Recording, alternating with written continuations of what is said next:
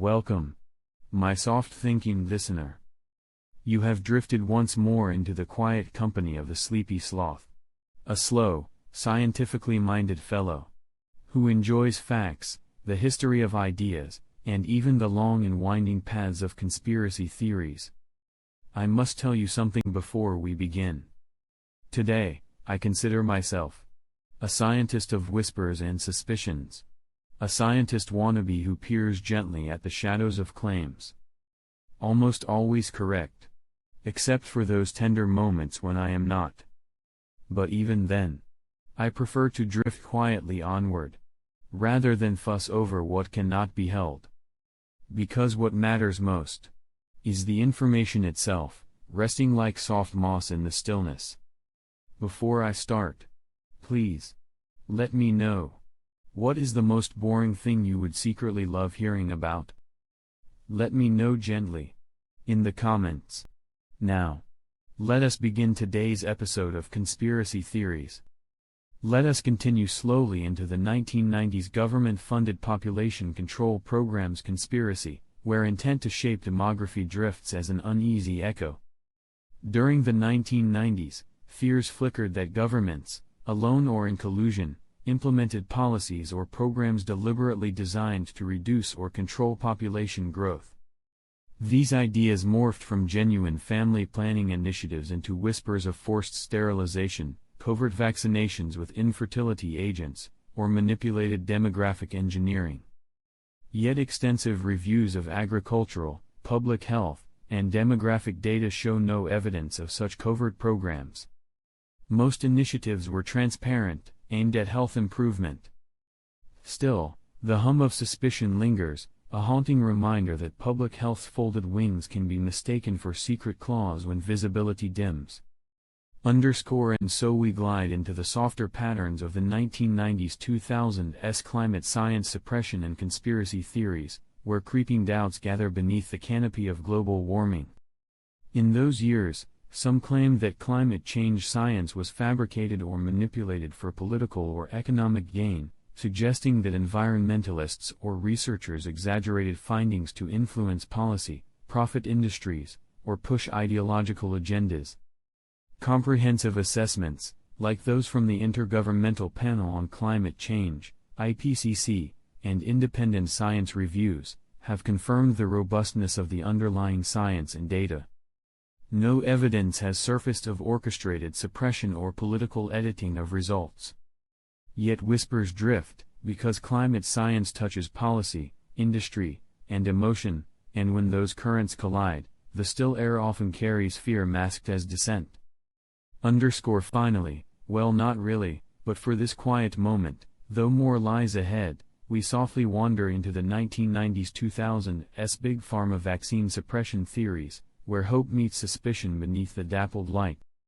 Among some circles, the belief took root that vaccines are harmful and that health agencies collude with pharmaceutical companies to conceal adverse effects, suppress alternative treatments, or profit from disease.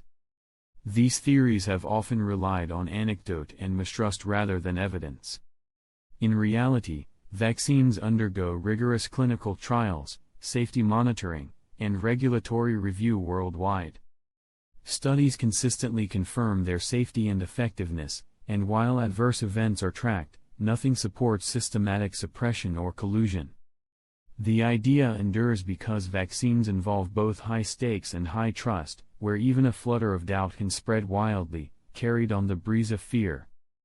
Drifting through our quiet, drowsy tapestry of history, we now ease into the soft shadow of the 1994 Oklahoma City bombing alternative theories, where murmurs of hidden strings and hushed deception coil beneath the surface like tendrils of mist. The tragedy struck on April 19, 1995, when a bomb detonated outside the Alfred P. Murrah Federal Building, killing 168 people. Convicted conspirators Timothy McVeigh and Terry Nichols were held responsible for orchestrating the attack. Yet, some alternative narratives suggest that the official story overlooked deeper involvement or deliberate cover-ups, perhaps implicating shadowy government insiders, additional operatives, or institutional omissions. Speculative details swirling around these theories include alleged second or third bombs in the building and seismograph readings interpreted as evidence of multiple explosions. Others claim that some agencies suppressed forensic data, or that the swift identification of McVeigh served to divert attention from broader conspiratorial dynamics. Yet investigative bodies and official reports have found these ideas unsubstantiated. Seismologists explain that the recorded tremor following the blast resulted from the building's collapse rather than separate detonations. Efforts to unearth further explosives or complicity were conducted thoroughly, including years later when additional ordnance was discovered at Nichols's former home. Still, none of this corroborates claims of institutional misdirection or concealed complicity, only the slow, painful unraveling of tragedy followed by persistent unease at what lies beyond the readily seen. A gentle turn in our dream leads us into 1995 broader plot variants of the Oklahoma City bombing, where conjecture echoes off unseen walls, suggesting that powers beyond McVeigh and Nichols may have orchestrated or enabled the attack. These broader plotted theories reach toward hidden hands, sometimes positing links to white supremacist enclaves like Oklahoma City, or to extremist networks such as the Aryan Republican Army. Authors like Jana Davis even traced threads of potential Middle Eastern or Iran-backed involvement in her book exploring a third terrorist scenario. Some believe McVeigh was a pawn in a larger conspiracy, perhaps manipulated by rogue government elements or intelligence agencies deploying him to serve a calculated agenda. While these narratives are rich in detail and suspicion, the body of credible evidence remains thin. The Justice Department investigated and ultimately abandoned searches for foreign operatives. Authorities confirmed McVeigh's ties to Oklahoma City but found no actionable links to broader conspiracies. No verified connections to Middle Eastern state actors surfaced in official findings, and associations with domestic extremist groups proved insufficient to substantiate a grander orchestration. At the same time, details such as unexplained funding, late discovered explosives, or allegations of unmapped conspirators still hover in the air, unsettled, unresolved, but unproven. Drifting next, we remain within the soft grief of 1997 Princess Diana conspiracy variants, where sorrow folds inward, and theories extend like forgotten songs whispered into long corridors. After Diana's untimely death on August 31, 1997, in a Paris car crash, official investigations, including both French and British inquests, attributed the tragedy to a combination of drunk driving and reckless pursuit by paparazzi. Still, pockets of speculation expanded beyond that conclusion, suggesting institutional cover-ups or even orchestrated efforts to conceal truth. Additional variants whisper that sensitive documents were hidden, that intended reinventions of royal imagery sparked secret plotting, or that protocols deviated from standard procedures in emergency response, all implicating figures within the palace or government apparatus. However, every credible retelling underscores that no substantiated proof has emerged to confirm these deeper schemes. The British inquest's verdict in 2008 reaffirmed the cause as a tragic accident, reinforced by thorough legal scrutiny and forensic findings. Royal and governmental handling of the event, while emotionally charged, remains unconnected to any covert orchestration. Nonetheless, those who carry the weight of collective disbelief cling to the possibility that something was withheld, even as evidence sleeps beyond reach in colder archives of fact. Entering a realm of hushed wonder, woven with drifting ferns and softly ticking gears, we explore the 1998-2000 Apollo Moon mystery expansions where whispers of lost recordings and alien shadows drift like motes in moonlight. Here the tale unfolds. The Apollo 11 mission's original high-quality telemetry tapes, containing pristine video and data from human steps on the moon, were later erased and reused during a tape shortage in the early 1980s, most likely as part of NASA's Landsat data storage efforts. Despite fervent searches in the 2000s, these backup tapes remain unfound, leaving only lower-resolution broadcast and Super 8 film copies. Though their disappearance is factual, taped over for practical reasons, some have spun the loss into secret tease theories, imagining hidden catalogs of lunar proof, even alien visitation documentation, quietly locked away. In truth, the missing tapes owe their absence not to cosmic concealment, but to mundane archival management, however wistfully it may fuel lunar mystery. Moving gently along, we drift into the field of 1999 HAARP weather weaponization theories, where ionospheric research becomes earth-shaping conspiracy. The HAARP facility in Alaska studies the ionosphere, Earth's upper atmosphere, via high-frequency radio transmissions.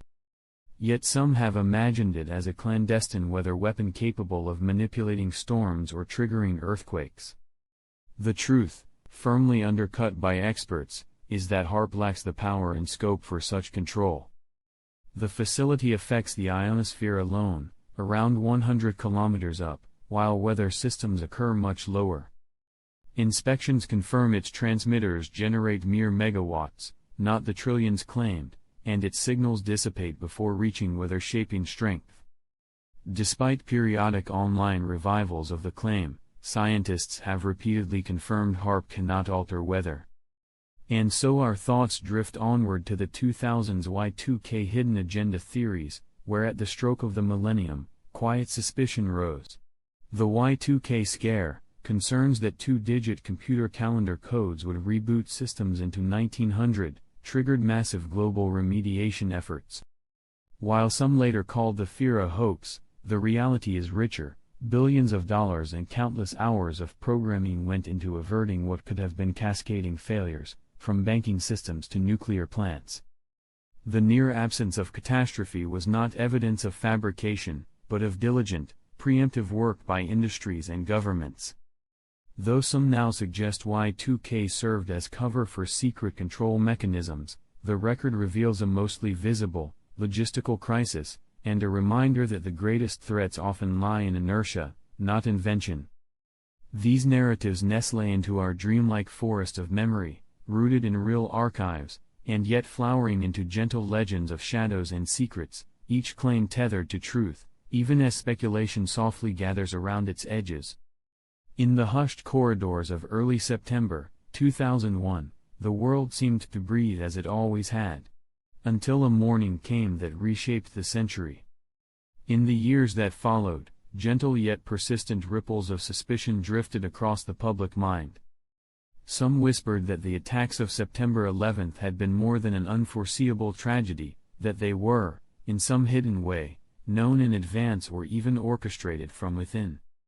In these stories, the collapse of the Twin Towers was not just the work of hijacked planes, but of a carefully planned controlled demolition, hidden behind a curtain of official narrative.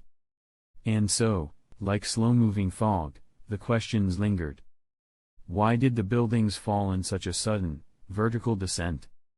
Why did a third tower, 7 World Trade Center, collapse later that day without being struck by a plane? Engineers and physicists stepped into the quiet storm of speculation, offering careful explanations: the tower's design, the intense heat of burning jet fuel, and the catastrophic failure of structural supports. Investigations, most notably the 9/11 Commission report and studies by the National Institute of Standards and Technology, concluded there was no evidence of explosives. Yet, among those who doubted, such findings felt incomplete. As though something unspoken still hovered in the corners. Independent researchers produced films and essays, pointing to irregularities, seismic readings, and the curious foreknowledge of certain financial trades. Critics countered that each of these had grounded, mundane explanations, structural vulnerabilities, misunderstood data, or coincidence magnified by tragedy. In truth, the inside job and controlled demolition theories remain without verified proof, held alive more by mistrust than by new evidence. But their endurance speaks softly of something human, our deep unease with randomness, our yearning for events to have a pattern, even when that pattern implicates shadows we cannot quite see. And in the quiet, one may find the paradox, how tragedy spawns both a search for meaning and a tangle of doubt, and how, in the slow turning of the years, the line between history and hypothesis blurs like smoke drifting upward into a pale, unanswerable sky. In the quiet wait of 2001, there came a story that has been told and retold in countless versions. The suggestion that the September 11th attacks were not entirely the work of those named in official accounts, but perhaps something planned, or quietly permitted, by the very government meant to guard its people. Those who hold this view often linger on the way the towers descended, the neatness of their collapse, the speed, and see in it the hallmarks of controlled demolition. Engineers and investigators, however, trace every second of that day into diagrams and metallurgical studies, following the predictable weakening of steel under immense heat, the shifting of load-bearing supports, the chain reactions of failure. To read those pages slowly is to wade into a dense forest of technical detail, where the leaves are made of numbers and the wind is only the rustle of research papers being turned. I almost forgot to tell you about the mid-2000s. Here we find whispers about Jade Helm, a set of military training exercises that, in some minds, became the rehearsal for something far more unsettling, the imposition of martial law, the quiet tightening of invisible reins.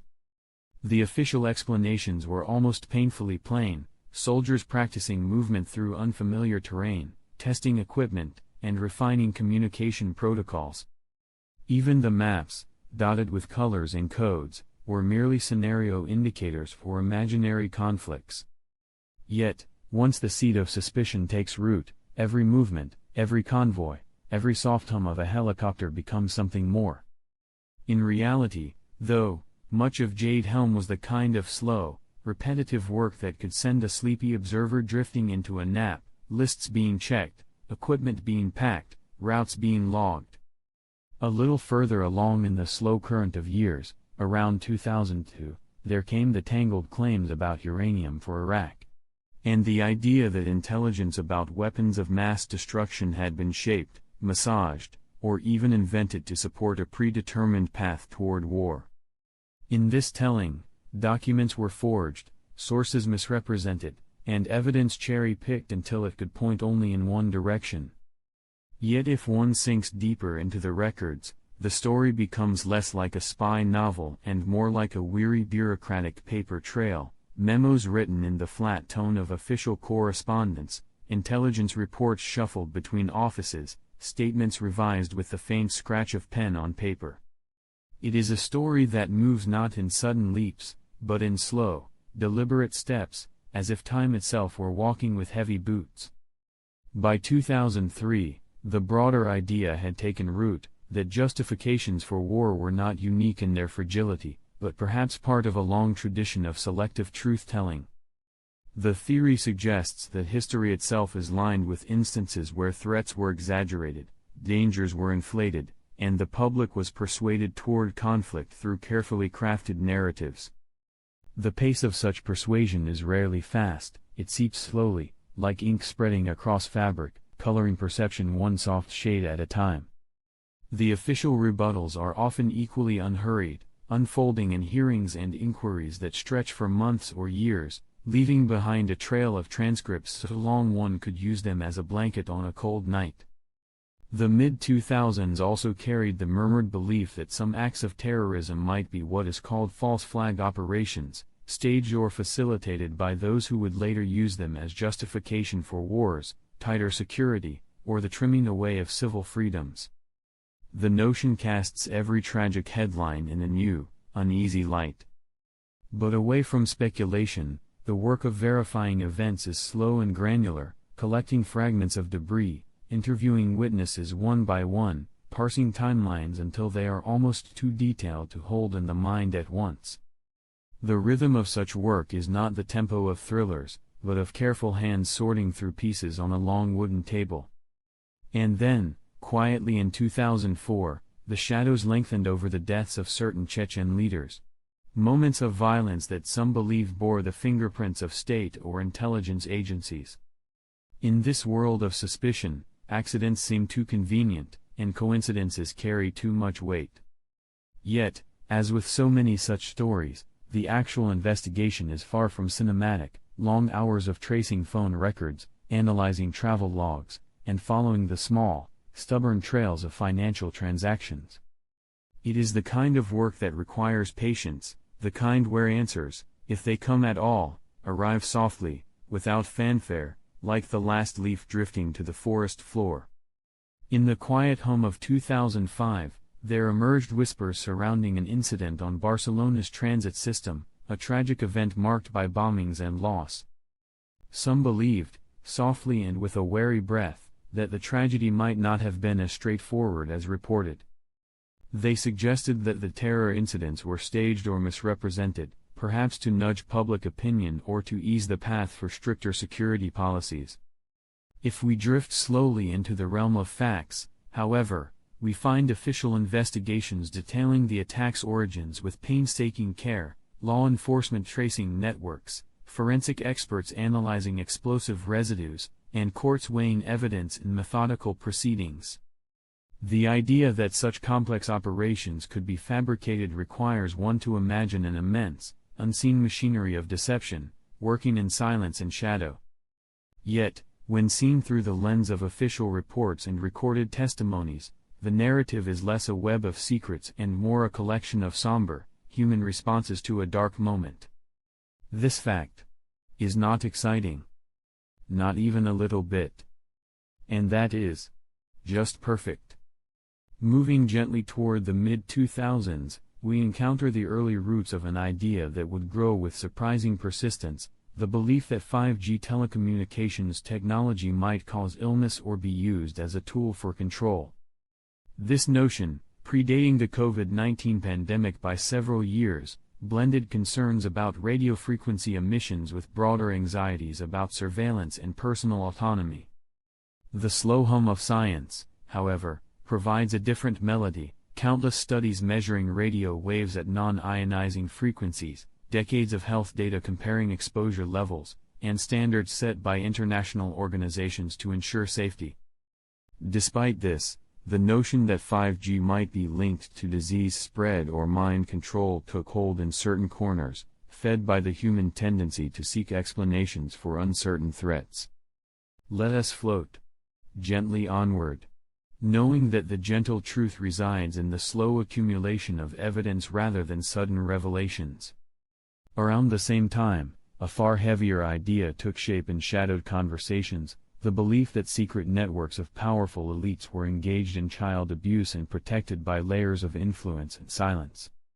This theory, which would later inform broader narratives, often named unnamed actors and suggested vast conspiracies with complex cover-ups. Delving into the slow churn of facts, law enforcement agencies worldwide have long investigated child abuse with dedicated resources, while courts have adjudicated cases based on evidence painstakingly gathered over time. Though abuses certainly occur and deserve attention, the vast, organized networks imagined in these theories lack substantiated proof and often rest upon speculation and anecdote. Such heavy thoughts can weigh on the mind, so let us drift softly away from shadows toward lighter facts that soothe rather than unsettle. The late 2000s brought financial tremors that rippled across the globe, and with them arose a theory that the crisis was deliberately engineered by elites seeking profit or control. The collapse of major financial institutions, triggered by a complex interplay of subprime mortgages, risky derivatives, and regulatory failures, unfolded over months and years, documented in extensive reports and analyses. Though some prefer to imagine a hidden hand pulling strings in grand design, the actual story is more like a slow cascade of miscalculations, systemic weaknesses, and human errors layered upon each other. This unfolding is painstaking to trace but richly detailed in dry, dense government inquiries and economic studies. Sometimes, the mundane truths of tangled bureaucracy and flawed incentives are far more absorbing than tales of secret plots. And drifting gently to 2008, a softer yet persistent idea took root, the claim that Barack Obama was not born in the United States, thus questioning his eligibility to be president. This birther theory, despite being repeatedly disproved by official birth certificates and birth announcements in Hawaii newspapers, continued to circulate, buoyed by mistrust and political divides. The factual records are straightforward and carefully maintained. Obama was born in Honolulu, Hawaii, in 1961, a fact confirmed by government offices and independent fact-checkers alike. The persistence of doubt, despite clear evidence, illustrates how sometimes, the quiet facts have to swim against slow-moving currents of suspicion and narrative. You may not care. And that is completely fine. Somewhere in the quiet hum of late-night thought, certain ideas drift like dandelion seeds, slowly spinning, gently catching the faintest breeze of speculation. Among them rests the notion that, from 2008 into the 2010s, vast sums, trillions of dollars, have been spirited away into what some call shadow budgets. These are said to be hidden from public ledgers, shielded behind classified projects, or tucked into obscure financial codes. Officially, governments do acknowledge black budgets for intelligence and defense, but the claims here stretch much further, imagining a world where these invisible accounts fund covert technologies, unreported operations, and far-reaching experiments. In this hazy telling, the numbers are so large they feel unreal, almost like the length of a dream you can't quite measure. Some link the theory to documented audit gaps, such as the Pentagon's well-publicized accounting troubles, while others point to the complex labyrinth of government contracting as fertile ground for such hidden channels. And so, the story drifts on, resting between curiosity and suspicion, wrapped in the quiet question of what might truly lie beyond the columns of public budgets. A little later along this winding path of whispered claims, a new crop of lunar doubts begins to grow. Between 2009 and the early 2010s, fresh leaks emerged, alleged photographs, grainy videos, and anonymous testimonies claiming to prove the Apollo moon landings were faked. NASA's records, meticulously preserved and independently verified, contradict these suggestions, yet the so-called evidence often made its way into online forums and late-night radio shows. Many of these items were later traced to deliberate hoaxes, sometimes created for satire, sometimes for profit, and occasionally for unexplained reasons. The pattern was cyclical, each revelation sparking a brief swell of interest before being debunked, only for a new one to take its place. It became less about the original Apollo missions and more about the ongoing performance of doubt itself, a theater of skepticism in which the same questions were asked again and again, even after their answers had long been catalogued. Then there is the sky, streaked by thin, lingering lines that have inspired one of the most enduring modern beliefs. In the 2010s, the chemtrails theory found a fresh revival, suggesting that some aircraft contrails are not simply condensed water vapor, but deliberate chemical dispersals intended to alter weather, control populations, or conduct secret experiments. Scientists, meteorologists, and aviation experts explain the persistence of contrails through atmospheric conditions, temperature, humidity, and engine exhaust chemistry, yet the visual spectacle of these trails has kept the theory alive. For believers, each crisscrossing pattern is a map of hidden intentions. For skeptics, it is merely the sky behaving as physics predicts. Through these years, money and power are often the common threads. Some believe that elite banking networks manipulate currencies in subtle, coordinated ways, altering interest rates, influencing exchange values, and quietly guiding global economies for their own ends. While documented cases of financial collusion exist, such as the Libor scandal, the broader theory imagines a constant, almost invisible orchestration beyond public oversight. Meanwhile, the digital realm itself quietly slipped into the shadows of suspicion. Platforms like Google and Facebook, originally designed to connect people and share information, were gently accused of doing much more than simply filtering harmful content. In this soft, swirling narrative, they became invisible artists shaping the very fabric of public opinion, lifting certain stories into the light while letting others quietly fade into darkness. The idea suggests these digital giants act not just as neutral conduits but as gatekeepers, subtly steering discussions to serve political agendas or corporate interests. This belief, like a slow-moving fog, spreads through forums and conversations, fed by occasional revelations about algorithms and content moderation, weaving a complex tapestry where technology and power dance a delicate, unseen waltz. And in the most intimate sphere of health, some strands of belief, blossoming from the 2010s into the 2020s, took a darker, more tangled turn. Here, vaccines, those humble syringes of protection and prevention, were reimagined not as tools of healing but as instruments of surveillance, control, or even population reduction. Despite the steady, reassuring cadence of scientific evidence affirming vaccine safety and efficacy, these ideas persisted, nourished by fears and mistrust of institutions. It is a garden where facts and doubts intertwine, growing slowly in the fertile soil of complexity and uncertainty. This delicate dance between truth and suspicion reminds us that sometimes, even the softest facts must swim gently against currents of unease, until calm and clarity settle once more. In the softly humming digital landscape of the 2010s, a peculiar story began to unfurl, a narrative called QAnon. This tale suggested a secret struggle, an invisible battle between forces aligned with Donald Trump and a sprawling, shadowy deep state cabal, believed to control governments and institutions worldwide. Anonymous posts, often cryptic and fragmented, were interpreted by followers as hidden clues left like delicate feathers drifting to the forest floor, each a piece of a vast puzzle. This narrative wove itself slowly into the quiet corners of online communities, growing and twisting into a sprawling web of belief that connected political figures, celebrities, and world events into one continuous, concealed conflict.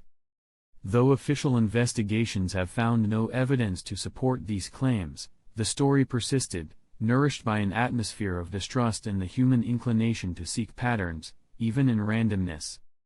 The QAnon phenomenon quietly illustrated how modern mythologies take root, not in loud proclamations, but in the slow, rhythmic breathing of collective imagination.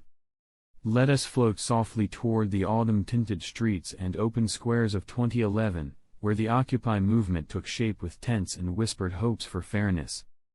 Amidst this chorus of voices speaking against inequality, another story began to ripple quietly beneath, the idea that some protesters were not what they seemed. Whispers suggested that agents provocateurs, individuals pretending to be part of the movement, were sent to stir unrest or fracture the fragile unity of those gathered. This belief found its soft soil in reports from various protests worldwide where undercover officers had been caught engaging in similar tactics. It proposed a world where chaos might be a carefully tended garden, planted to justify repression or to discredit calls for change. Though concrete proof of such orchestration within Occupy remains elusive, the theory lingers like a faint shadow between the cracks of news reports and personal anecdotes, a slow river winding through the landscape of suspicion and trust. A slow little detour now brings us to the sweeping and tumultuous waves of the Arab Spring, starting around 2011. These uprisings across North Africa and the Middle East appeared as spontaneous bursts of hope and frustration, sweeping through cities like desert winds. Yet, entwined with these powerful human stories grew another idea, that foreign intelligence agencies or powerful elites might have pulled the strings behind the scenes. This belief paints a picture of careful puppeteers manipulating protests for geopolitical advantage, using unrest as a tool to reshape borders or regimes. While it is true that international powers have historically interfered in foreign governments, the mass uprisings themselves were driven by deep social and economic grievances documented by observers worldwide. This blend of bottom-up fervor and top-down suspicion creates a complex landscape where the truth gently slips between layers of official reports, eyewitness accounts, and quiet speculation. Now, let us drift toward the whispering leaves of 2012, when a quiet fascination surrounded the ancient Mayan calendar and the predicted apocalypse.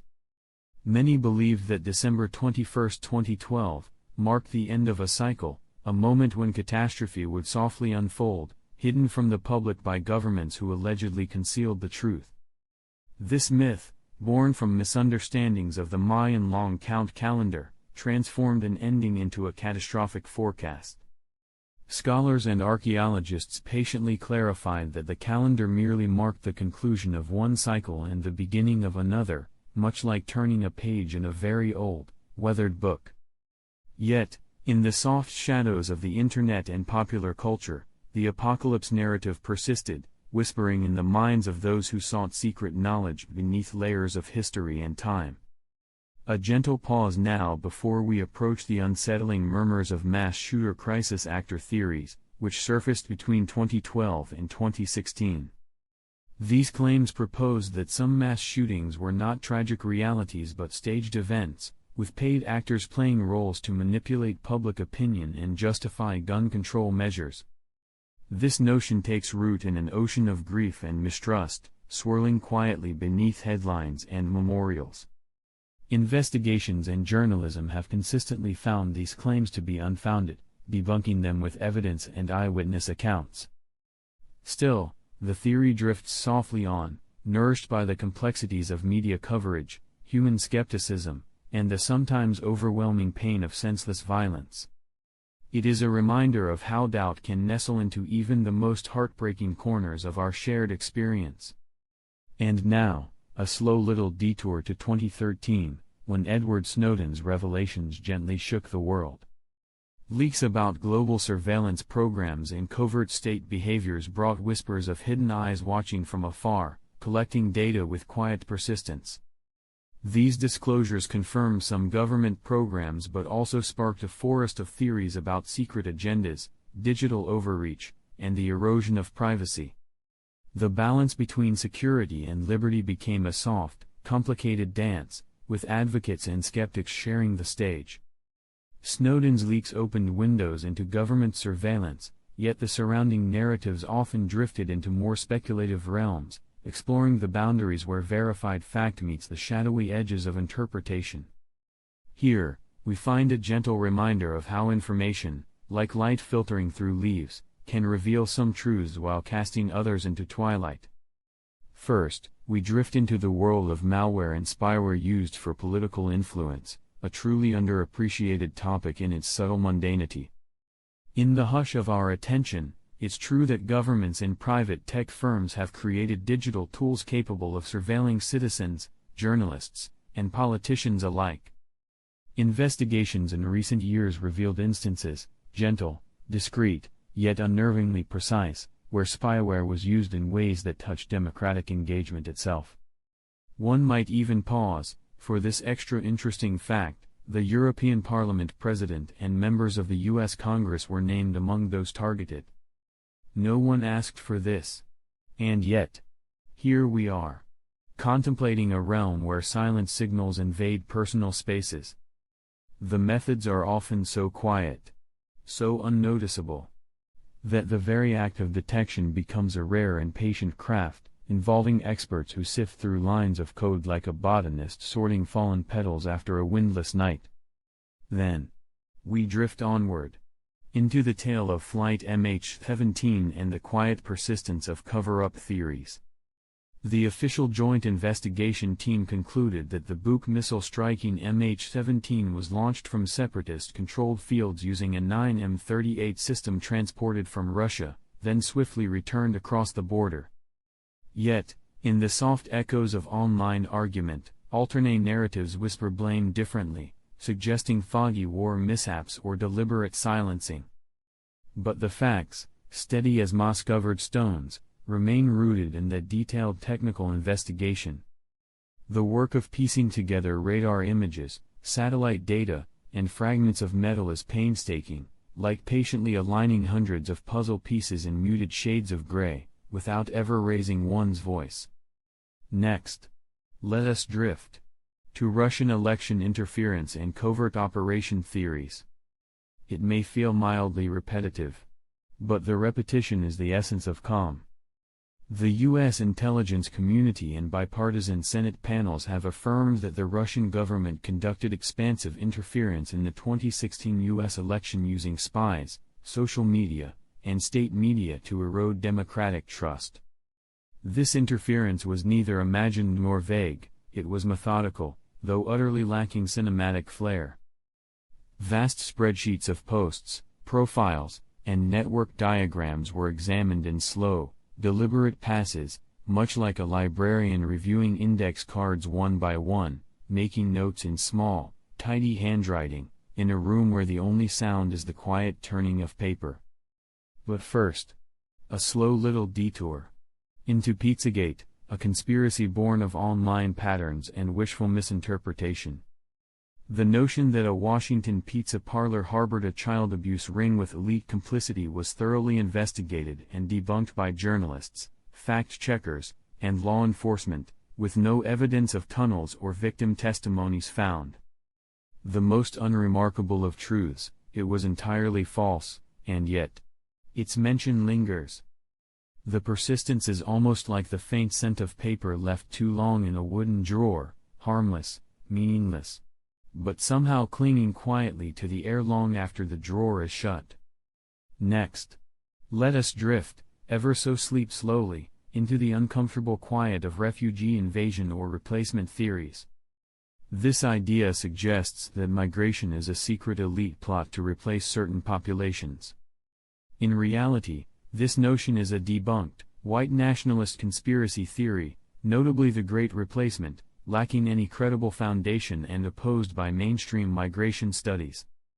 The UN's so-called replacement migration scenarios are demographic models, not conspiratorial blueprints. This fact is not exciting. Not even a little bit. And that is just perfect. The actual demographic papers, if you were to read them, are full of tables and projections, numbers that flow gently down columns like raindrops finding their path along a window pane, never in any hurry at all. Then, to our final soft murmur, climate change denial and conspiracy narratives. These whisper that climate science is orchestrated by elites or that it's merely a natural cycle. In truth, the scientific consensus is firm: humans are causing climate change, and denial is rooted in pseudoscience and delays cultivated by fossil fuel interest groups and political actors. A remarkably dull but essential truth. Reports on the subject arrive in thick, printed volumes, where charts rise and fall like the slow tide, and where the conclusions are written in language so careful and measured that one might almost mistake it for the spoken tone of a librarian explaining how to properly alphabetize a shelf of encyclopedias. We slip first, ever so gently, into the idea of 2016 election rigging and voter fraud cover-up theories in various countries. The theory suggests that elites routinely manipulate election outcomes to remain in power. But in the real world, while irregularities may occur here and there, robust monitoring processes, such as domestic observers and international election watch initiatives, generally safeguard electoral integrity. We may imagine shadowy figures flipping ballots in the dead of night, but the reality, slow, methodical, and far less dramatic, is that electoral systems often include audits, recounts, and multi-party oversight. The pace of these checks is so unhurried that the thrill of fraud fantasies drifts away like the faintest dandelion seed upon a breeze. Then, we drift onward into the 2016 to 2019 whisper of HAARP and earthquake weaponization theories. Some believe that powerful technologies, such as the High-Frequency Active Auroral Research Program, HAARP, were revived to trigger earthquakes. In truth, HAARP studies ionospheric physics and has no capacity to influence tectonic plates. After major quakes, speculations rise like smoke, but scientists emphasize that earthquakes are geological events unfolding over eons, not button-pressed anomalies. The calm detail is strangely soothing. Tectonic shifts happen slowly, beneath silent crusts, indifferent to our conspiratorial imaginings. Next, let us drift into the notion, circulating in 2016 to 2018, that Antifa, or leftist groups, are funded or controlled by hidden backers as agents provocateurs, working to erode social order. In reality, no substantial evidence has been presented to support such sweeping claims. While activist groups may receive funding from bona fide nonprofits, coordinated manipulation by unknown elites remains a whisper rather than a documented pattern. Real advocacy often unfolds in rehearsed meetings, budget spreadsheets, and public filings, so dull and mundane it almost lulls you to sleep. But first, a slow little detour into 2016 to 2020 theories of shadowy tech snooping through everyday IoT devices, our smart thermostats, watches, and light bulbs, used en masse to surveil people. Yes, privacy experts suggest that poorly secured Internet of Things devices can be gateways for data collection. Still, attributing widespread manipulation to coordinated governmental strategy is speculative. The true reality is more yawn-worthy. It's often ill-configured home routers or consumer carelessness, rather than high-level conspiracies, that enable small-scale data leaks. The mundane nature of misconfiguration, soft as moss's breath, soothes more than it alarms. Then, we glide to the ongoing waves of false flag election hacking allegations, claims that hacks are staged by states to smear rivals or justify policy. Though such events do occur on rare, well-documented levels, most election cyberattacks have been traced back to known state actors or criminal organizations, not cleverly disguised efforts to deceive publics. The calm truth is less cinematic. Forensic logs, timestamps, and IP traces, detail after detail, reveal origins with the serene patience of an archaeologist brushing away topsoil. Investigators may spend weeks combing through server logs, correlating times, matching digital fingerprints, and comparing patterns with previously known attacks. The process is slow, deliberate, and without drama, much like watching a library archivist gently restore a crumbling book.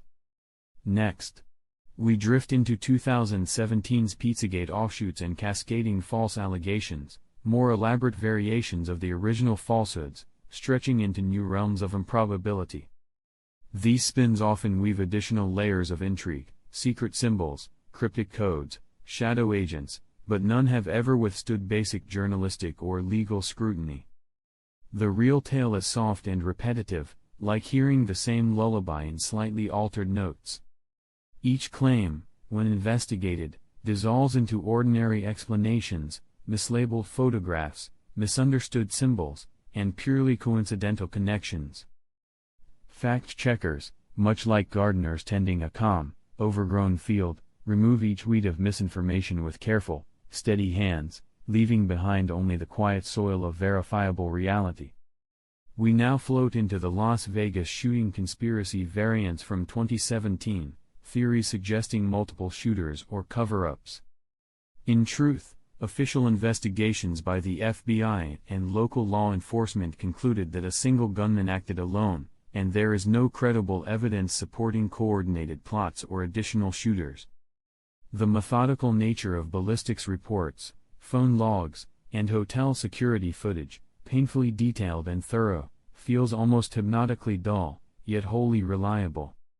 Each piece of evidence is catalogued, cross-checked, and verified against multiple data points, much like a meticulous watchmaker ensuring every cog aligns. Hours of footage are rewound, paused, and replayed, not for drama, but for certainty, until the conclusions are as stable as a stone resting on a quiet riverbed. We now ease into the 2018 Yellow Vest movement manipulation theories, claims that the protests, which began in France over fuel taxes and economic inequality, were secretly funded or instigated by foreign or elite actors. While the imagery of hidden puppet strings can be compelling, most investigations found no credible proof of such orchestration. The movement's origins, traced through interviews, timelines, and public records, point to organic anger and grassroots coordination. Much like waves forming naturally on a windy lake, these protests rose and fell from local momentum, not the secret breath of some unseen hand. Drifting forward, we encounter the 2018 to 2019 fears of deepfake political influence, the unsettling theory that fabricated audiovisual content would be used to manipulate elections and markets. Though technology for convincingly altered videos has indeed advanced, actual cases affecting major political outcomes remain rare. Researchers and cybersecurity experts quietly catalog each known instance, comparing shadows, facial micromovements, and sound wave patterns with authentic recordings. It is work of quiet, patient precision, more akin to restoring a faded painting than unleashing a storm of deception. Our path takes us into the 2019 theories about NSA and CIA cyber tools running private operations, the belief that leaked intelligence software had found its way into criminal markets and political warfare. While some tools have indeed escaped into the wild, their use has largely been documented among cybercriminal groups, not shadow operatives on secret missions. Forensic cybersecurity teams trace these programs like botanists mapping the spread of a seed, following its path across servers, networks, and stolen data with steady, unhurried care. They document each digital footprint, timestamp, and code fragment, slowly building a clear map of its journey, like charting the course of a leaf drifting downstream. Now we arrive at the 2019 to 2020 claims about COVID-19's origin as a deliberate release, allegations that SARS-CoV-2 was intentionally created or deployed by a government or laboratory. Independent scientific studies, genetic analyses, and epidemiological tracking have overwhelmingly supported a natural origin. Researchers sift through genomic sequences the way an archivist examines parchment, letter by letter, base pair by base pair, finding familiar evolutionary markers rather than signs of deliberate engineering. They compare hundreds of samples from across the world, noting subtle mutations, tracing family trees of the virus that unfold slowly, like the delicate branching of frost on a winter window. Gently, we pass into the 2019 to 2020 pandemic narratives, the belief that the pandemic was purposefully engineered to enable control measures over the global population. These claims often draw on selective interpretations of public health planning documents, out-of-context quotes, and misread statistics. Careful examination reveals patterns of misunderstanding, not malevolent design. Public health historians patiently cross-reference timelines, policies, and prior drills, showing how preparedness planning long predated the virus itself, like the blueprints of a lighthouse built before the coming of any storm. They reconstruct the decision-making process step by step, showing how each measure grew from necessity rather than conspiracy, like bricks laid one at a time. I almost forgot, but then I didn't. We now reach the 2020 resurgence of the false 5G and COVID-19 linkage, the claim that wireless networks somehow caused or spread the virus. In reality, the two have no biological connection, and the pandemic spread even in places without 5G infrastructure. Studies of viral transmission patterns, epidemiological maps, and telecommunications data quietly dismantle the myth. The conclusion is steady and uneventful, like the slow turning of a weather vane in a wind that has nothing to do with the rain. The science unfolds without drama. Radio waves cannot carry biological particles, just as moonlight cannot deliver rain from the clouds. We drift into 2020, where Great Reset interpretations and alarmism began to spread, the theory that global leaders use crises to impose authoritarian global governance through coordinated Great Reset plans.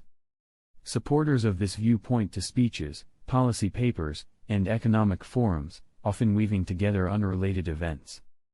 Yet, when examined with patience, these speeches resemble broad, aspirational frameworks rather than secret blueprints. Economic historians place them alongside decades of similar global initiatives, noting how they shift and dissolve with political tides, like chalk drawings fading under slow rain. From 2020 to 2021, election fraud conspiracies swirled around specific national elections, claims that major contests were stolen or rigged through vast, coordinated fraud. Investigations, audits, and court cases unfolded with deliberate care, producing stacks of public records that found no evidence of widespread manipulation. Election monitors describe the process as a chain of small, transparent steps, counting ballots, verifying signatures, storing records. Like the unhurried ticking of a clock, each step connects to the next, leaving little space for the shadows imagined by these theories. From 2020 to 2022, fears grew around mandatory vaccine and digital ID world control theories, the belief that vaccine passports and IDs were early steps toward global surveillance and a loss of freedom. These narratives often drew from images of QR codes and security gates, blending them into visions of a controlled future.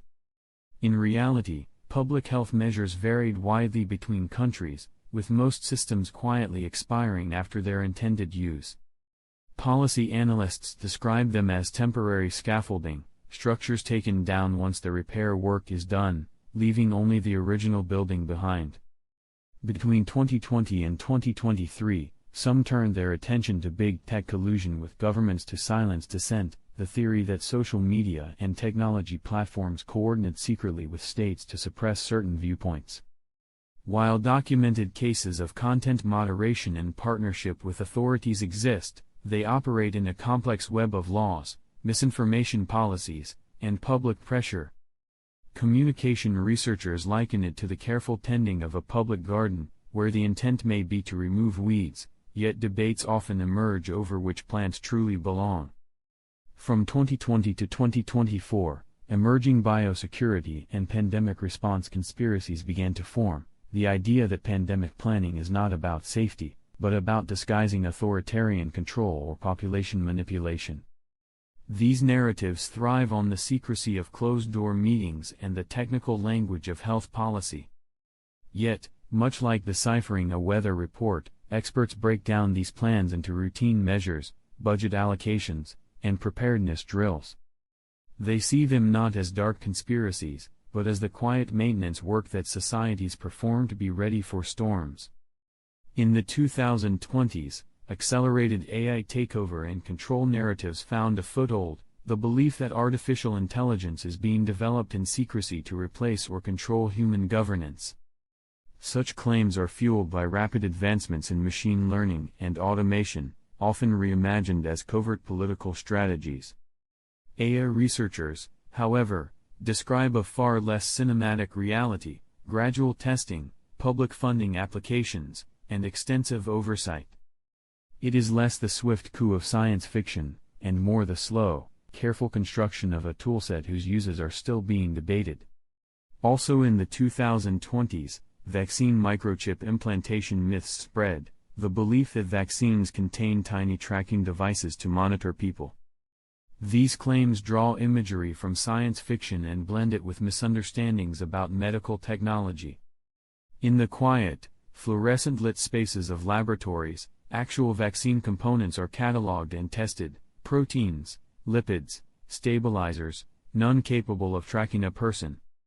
Scientists compare such fears to imagining a feather could steer a ship across the ocean. The scale and physics simply do not align. And then in the 2020s, derivative false flag pandemic variants arose, claims that certain outbreaks or health crises were staged intentionally to trigger specific policy changes.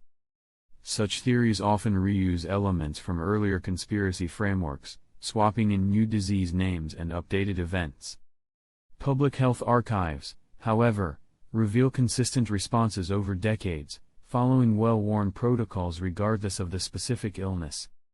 The pattern is steady and predictable, like a lighthouse beam sweeping across different ships, unchanged in method, only the passing vessels differ.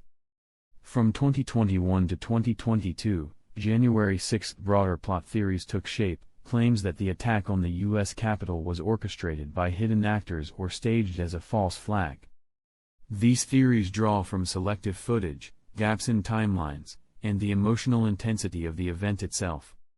Yet, as with many historical moments, records, testimony, and public investigations present a far more fragmented, human picture: missteps, confusion, and unplanned escalation, rather than the seamless coordination such narratives imagine. From 2021 to 2023, food supply sabotage and agro-conspiracy theories emerged, the belief that elites engineer shortages to control populations. Stories of destroyed crops, closed processing plants, or reduced fertilizer availability became stitched together into a single, deliberate plot. Agricultural economists instead point to weather patterns, market fluctuations, and logistical bottlenecks. It is less a carefully drawn map of control, and more a patchwork quilt of global vulnerabilities, stitched from nature's unpredictability and human error. Between 2021 and 2024, climate engineering or geoengineering secret deployment theories persisted, claims that large-scale atmospheric manipulation is already underway to control the climate. Supporters often interpret high-altitude contrails or unusual weather patterns as proof of covert operations. Atmospheric scientists, however, see familiar signatures, seasonal shifts, jet stream changes, and long-documented climate cycles. These events are less like a hidden machine and more like a shifting, living mural painted by wind, ocean, and sunlight. From 2021 onward, blockchain and central bank digital currency, CBDC, secret control fears grew, the theory that such systems will allow covert elite control over citizens' financial lives. These concerns often blend legitimate debates over privacy with dystopian visions of frozen accounts and silent oversight. Economists describe the reality as a slow, cautious policy experiment, where competing interests, public consultation, and technical trials create a far more tangled and uncertain path than a single hidden plan. Between 2021 and 2024, artificial scarcity and manufactured shortages theories circulated, the belief that goods are intentionally withheld to manipulate economies and populations. Shortages of chips, cars, or building materials were folded into a grand design of economic control. Yet supply chain experts trace these to specific bottlenecks, factory shutdowns, shipping delays, and raw material limits. The effect is real, but the causes, mundane, visible, and often fixable, lack the invisible hand such stories assign them. From 2021 to 2024, underground bases and secret space program revival theories re-emerged, claims that nations or elites maintain hidden lunar installations, orbital stations, or fleets beyond public knowledge. These tales often draw from decades-old space race myths and reframe them in a modern context. Aerospace analysts instead point to the openness of satellite tracking and the staggering cost of sustained off-world infrastructure, where secrecy would be as difficult to hide as a lighthouse on a clear night. Between 2022 and 2024, bioweaponization of crops and food supply theories circulated, the idea that engineered pathogens are deployed to weaken agricultural systems for geopolitical gain. These narratives focus on plant diseases, unexpected harvest failures, and sudden export bans. Plant pathologists, however, describe cycles of infection, migration of pests, and the natural adaptability of fungi and viruses, reminders that the quiet battles in fields are often waged by nature, not by clandestine labs. From 2022 to 2024, Elon Musk and billionaire puppet master narratives gained attention, the belief that tech billionaires secretly steer global policy and society behind closed doors. These stories often amplify public appearances, cryptic tweets, and large-scale investments into symbols of hidden control. Political scientists see instead the familiar blend of influence, lobbying, and business interest, powerful, yes, but shaped by competition, regulation, and the unpredictable currents of public opinion. Between 2022 and 2024, vaccine long-term effect cover-up claims grew, beliefs that governments and pharmaceutical companies conceal serious long-term harms. Such fears are fueled by anecdotal reports, delayed health diagnoses, and the complexity of medical science. In practice, vaccine monitoring systems continue to collect and publish vast amounts of safety data, like a long ledger written in small, steady handwriting, where each entry must withstand years of independent review. From 2022 to 2024, surveillance capitalism takeover narratives developed, the claim that mass data collection is part of a coordinated plan to control populations. Supporters see the daily trade of personal information as evidence of a unified blueprint. Data privacy researchers instead describe a patchwork of corporate strategies, national laws, and user choices, an imperfect marketplace where control is dispersed, and unintended consequences often outpace any deliberate scheme. Between 2023 and 2024, suppressed dissent and ghost content theories arose, beliefs that algorithms silently delete or bury certain voices online. These ideas are fueled by sudden drops in engagement or missing posts. AI researchers explain that content ranking is shaped by a shifting mix of user behavior, policy updates, and automated moderation errors. The result may feel invisible, but it is often more like a tide changing direction than a hidden hand steering the current. From 2023 to 2024, space elevator and secret project cover-up theories appeared, claims that nations are building massive space infrastructure without public awareness. Advocates of these theories point to unusual construction activity or gaps in public records. Engineers, however, describe the immense physical, material, and energy demands such projects require, obstacles so large they could no more be hidden than the rising of the moon itself. Between 2023 and 2024, geoengineering was sometimes blamed for local weather disasters, the belief that storms, floods, or droughts are byproducts of secret climate control experiments. These narratives often follow in the wake of severe events, seeking a human hand behind nature's force. Meteorologists, however, map these patterns to long-term shifts in ocean temperatures, pressure systems, and seasonal oscillations, forces indifferent to the politics and suspicions they sometimes inspire. And from 2023 to 2024, transhumanist elite augmentation paranoia emerged, the belief that a ruling class seeks biological or cybernetic enhancement to create a superior, lasting dominance. These fears often mingle with reports of longevity research in neural interfaces. Biotechnologists describe the real pace of such projects as slow, fragmented, and experimental, more like a scattered library of unfinished blueprints than a completed design for human transformation. In the years 2023 to 2024, there have been tales, whispered slowly and without urgency, about secret Antarctic bases, and the concealment of ancient civilizations. The idea, if one lets it linger, is that certain governments, in their quiet, bureaucratic way, have hidden evidence beneath the vast white ice, as if tucking away a letter in the deepest drawer of a filing cabinet. The temperature there, steady and low, preserves not only ice, but also the imagination of those who picture stone structures, frozen in stillness for millennia. And within the soft fog of speculation, some speak of long-lost maps, cryptic satellite images, and the quiet comings and goings of research ships whose missions are never fully explained. Whether such things exist is perhaps less important than the gentle passing of these ideas from one mind to another, like snowflakes drifting from cloud to ground.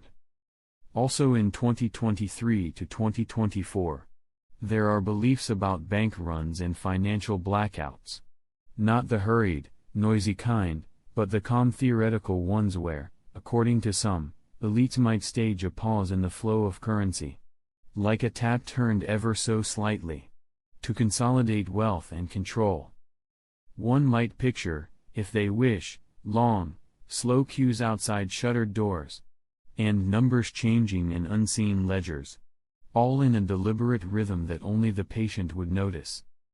The story deepens with the suggestion that such pauses could be planned, rehearsed behind closed doors, with certain hands already holding the keys to reopen the flow.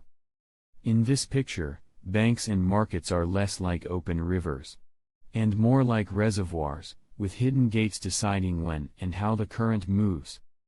In 2024 to 2025, the concept of a global currency reset drifts into conversation.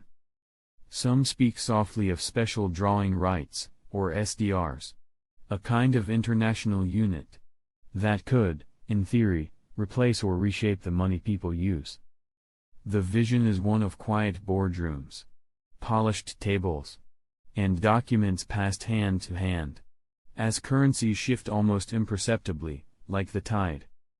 Supporters of the theory imagine secret agreements, signed under the glow of dim light, perhaps during global summits where public speeches say one thing, but the real exchanges happen in hushed side rooms. In this view, the change would not arrive with a sudden crash, but rather seep into the world, until one morning people wake to find the value of everything measured by a new, softly introduced standard. During 2024 to 2025, another murmur concerns synthetic media and elections. The worry here is not of noisy disruptions, but of subtle, crafted audio or video, woven so delicately that it might pass unnoticed into the flow of public speech. One could imagine, like a painter adding one extra, almost invisible brushstroke, that the effect could be significant, yet so quiet that no one feels it in the moment. The fear, in this telling, is not the wild, glaring fake, but the gentle alteration that shifts tone, implication, or even truth itself, in such a way that only the keenest ear might notice. And so, elections could sway, not with shouts or banners, but with the faintest ripple in the stream of shared reality. In the same years, there are thoughts about population management through gene editing. The theory, in its most drowsy form, pictures scientists adjusting traits, perhaps in a way so gradual that no single moment feels altered. It is like trimming a hedge slowly, leaf by leaf, until its shape is something entirely different, though no one recalls the moment it changed. Those who share these stories speak of technologies like CRISPR, capable of rewriting life at its smallest scale, and they wonder whether, somewhere beyond public sight, such tools are already being applied in ways meant to shape societies over generations. Not through sudden, dramatic acts, but through the soft, careful changes that seem almost natural. Also in 2024 to 2025, come the soft notions of secret orbital weaponization, and satellites with purposes not listed in their official descriptions.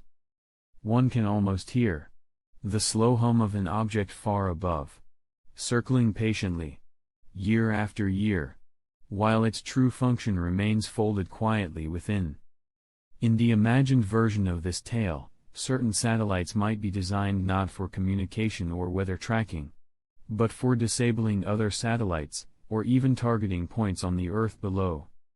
Yet all of this, in the story, would be cloaked in the calm language of space research, so that the sky looks the same, even as the tools drifting within it might hold very different intentions. In that same gentle stretch of time, some imagine advanced AI crafting disinformation so perfect that it glides into the world like mist across a field, impossible to catch or hold, and almost beautiful in its invisibility. In these whispered scenarios, such AI could generate whole webs of interconnected stories, each feeding and reinforcing the other, until the truth becomes a matter of choice rather than fact. The danger, as told in these murmured accounts, is not just in the falsehood itself, but in how effortlessly it could be created, without a single human hand shaping the words or images. And there is, still in 2024 to 2025, the thought that the pandemic's laws and technologies may be kept in place not out of oversight, but as a way to settle into a new, more controlled rhythm of daily life. Those who dwell on this vision imagine the quiet continuation of measures once called temporary: digital passes, tracking systems, public health powers, lingering like furniture left in a room after the guests have gone. In this telling, the world does not snap back to what it was, but rather slides into a new shape so gradually that the change feels like the natural settling of dust after a long, still evening. In the soft span of 2024 to 2025, there drifts the notion of elite genetic banking and designer children, spoken of in hushed tones, as if revealing the ending to a long-forgotten novel. This idea imagines hidden repositories, vaults not of gold or jewels, but of DNA itself, kept cool and silent, far from public eyes. The theory paints pictures of quiet laboratories, polished glassware, and whispered discussions over traits, height, intellect, longevity, selected like rare spices for a careful recipe. In this view, the shaping of future generations, is not left to chance, but rather to a deliberate hand, smoothing edges and placing each detail just so. Whether fact or fiction, the image lingers like a slow ripple across still water. Still within 2024 to 2025. Another story moves like a faint vibration beneath the surface, one of a global surveillance mesh, a blanket woven of invisible sensors draped gently over the entire world. In this telling, every breath, every step, every pause, is noted somewhere, stored in unseen archives. The network, if it exists, would be quiet and constant, a whisper in the wind rather than a shout, present in street corners, satellites, and perhaps even the smallest household devices. Those who believe in it speak of a kind of net that no one feels until they try to move against its weave. Also in those same years, there floats the idea of a silent coup, carried out not with parades or proclamations, but through the merging of vast corporations and the states they once only served. In this theory, the signatures on contracts become the true declarations of power, and policies drift not from parliaments, but from boardrooms high above the streets.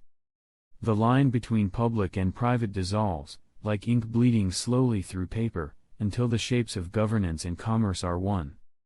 There are, too, soft-spoken thoughts of manufactured dissent, protests and movements crafted not by the hands they claim to represent, but by those who seek to justify new controls. Here, the noise of the crowd might be real, the voices genuine, yet the spark that lit them could have been placed with careful intention. It is the idea of a performance so convincing that even the actors do not know they are on a stage.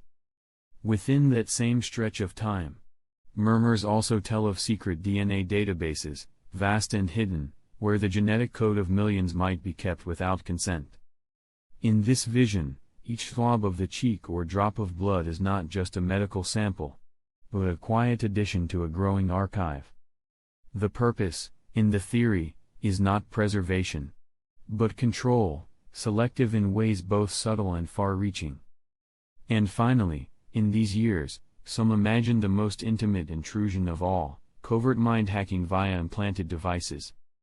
The story unfolds in slow beats, wearables or medical implants, placed with good intention, yet holding, in this telling, a hidden capacity to nudge thoughts, moods, even decisions. The influence would be gentle, like a guiding hand on a shoulder, never forcing, only steering, until the path one walks is not entirely their own. I'll linger now, gently between these facts, reminding you, you need not remember any of it. The details can float away like feathers. What matters is this soft immersion in precision and stillness. I offer you a final whisper of thought, that knowing, even in its most tedious forms, holds its own quiet reassurance. And so, in this space of unhurried thought, you may rest, without expectation, and without need to hold on to any of it at all. If your eyes are closed, if your thoughts are drifting, then my job here is done for today. Thank you for spending this unremarkable moment with me. You have listened to The Sleepy Sloth, where uninteresting things become the softest lullabies.